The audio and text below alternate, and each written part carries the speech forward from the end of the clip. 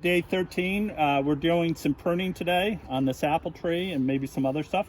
So when we're pruning, we want to make sure that we're trying to cut back. Here's the main branch, and here's a sucker coming off of it, or anytime where you have where a smaller branch comes into a larger branch, you have that swollen part that's called the branch collar right here. And ideally what we want to do is we want to cut just above the top of that. If we leave it as a stub, we'll get a lot of suckers that come up off of that, which is not good. And if we cut it too low, it won't heal correctly and this branch will break off. So usually with all branches, I usually do a 3-cut method, where I'll cut off the weight, and then sometimes I'll make a target. I know where I'm going to the back side there, and then I'm going to prune across the top. And you'll notice that these are called bypass pruners, and they have a side that holds the plant and a side that cuts. You want to make sure that your cutter is as close to the tree as possible. And you can see my cut there is maybe a little bit high. I might take that down a little bit more.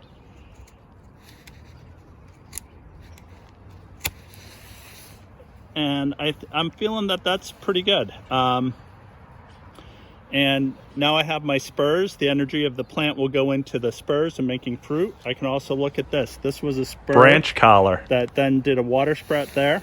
And I could say, you know, I'm going to see what that one does in the future. And here's another spur that created a water sprout. So I'm just going to cut that right above where that branch collar was.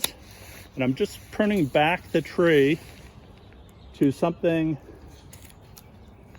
that is more focused on fruit production. And I'm thinking, okay, this has got a lot of potential flower buds here, and that branch is going in a direction that I kind of like, so I'm going to leave him, and I'm going to tip back some of these other things here. So for the larger branches, this is my larger Granny Smith apple tree. I want to actually prune off this branch right here, because this is growing to a place where it's not going to do anything that I'm looking for. I'm leaving this branch on here, and this branch looks a little funny, but I want to have it to also be a climbing tree. So I'm trying to keep a little bit of life into this tree. And so if I were to cut this off, I'm going to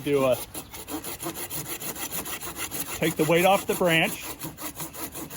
And if you were to do this right near there and just cut it like that, what sometimes happens is the tree will tear down, and you probably have seen this, and sometimes it would tear right down the trunk of the tree, and that makes it hard for the tree to recover, and it leaks a lot of sap, and it's not a good pruning practice.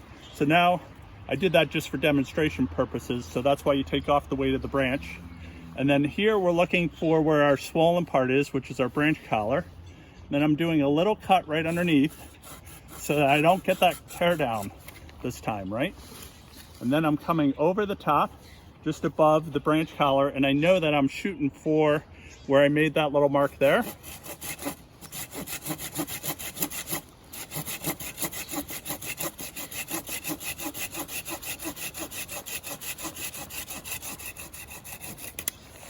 There we go.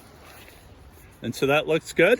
And now this branch will be able to grow and have some balance, and it's still going to be a good climbing tree. And I'll have branches also more evenly spread out along the tree. Okay, and here I am with my hardy orange tree. You can see some of the oranges from last year on here. Whoop, there it goes, fell down. And when prunes are done properly, what happens is you get them nice, and then they'll heal over, and they'll create those little knobbiness or those little eyes, and it doesn't create a cavity in which disease and bacteria will get in there and root the trunk, and then the tree will be unsuccessful.